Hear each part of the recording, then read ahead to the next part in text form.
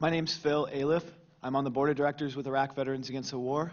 I served in the U.S. Army from November of 2004 to March of 2008 with the 10th Mountain Division in Fort Drum, New York.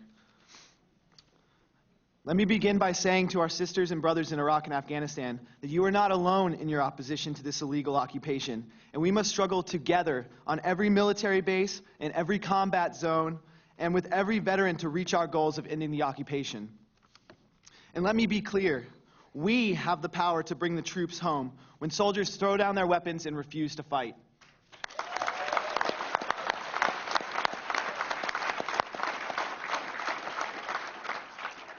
When I helped start the first active duty chapter at Fort Drum in April of 2007, we decided that in order to reach our goals of organizing active duty soldiers, we would need a base building approach to organizing. Instead of relying on media exposure as a quick fix to gaining members, we began weekly face-to-face meetings and used the media to create transparency from the chain of command. Our meetings focused on two main tasks, which was to decide about and take on initiatives, and to educate our members on the war and broader questions. By taking this perspective forward, we were able to win victories such as Eugene Cherry being discharged without a court-martial after going AWOL for 16 months.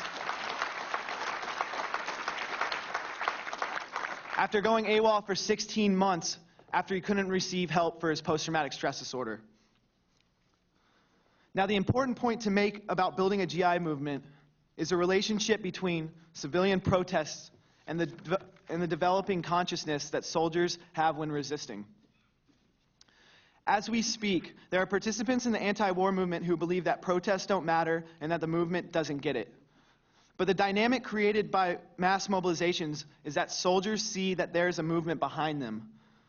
During Vietnam, soldiers would come home from war and see a country on fire, feeling resistance and social power manifesting from a mass movement. By seeing the mobilization, soldiers and veterans knew that to achieve their goals, they would have to become part of that movement.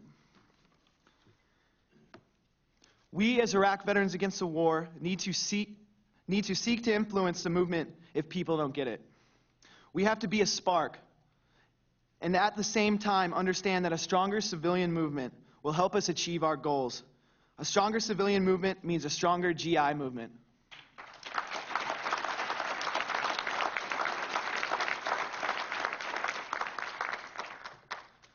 Now, I'd like to finish by telling all of you how we can be successful with grassroots base building and a stronger civilian movement in the most practical way. Iraq Veterans Against the War has 3 points of unity that members must be in total agreement with to join. When it comes to how to reach those goals, we as members have the right to open debate and discussion.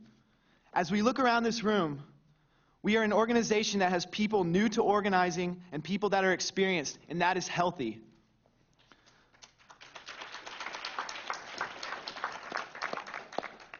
I challenge the anti-war movement to open up all debate about how to reach our goals.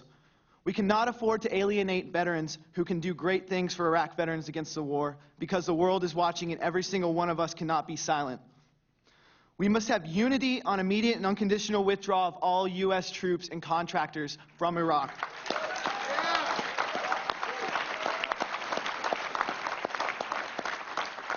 We must have unity on full benefits for all returning veterans despite their discharge status.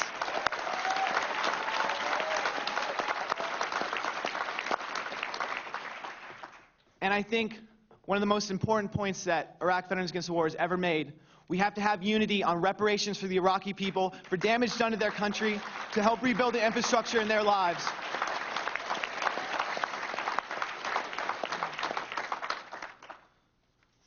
So I'd like to finish by saying, I think that the way to create a stronger GI resistance movement, again, is to not only support Iraq Veterans Against the War and their active duty outreach and reaching out to veterans, but is to build a civilian movement that is capable of inspiring GIs to throw down their weapons. Power to the people.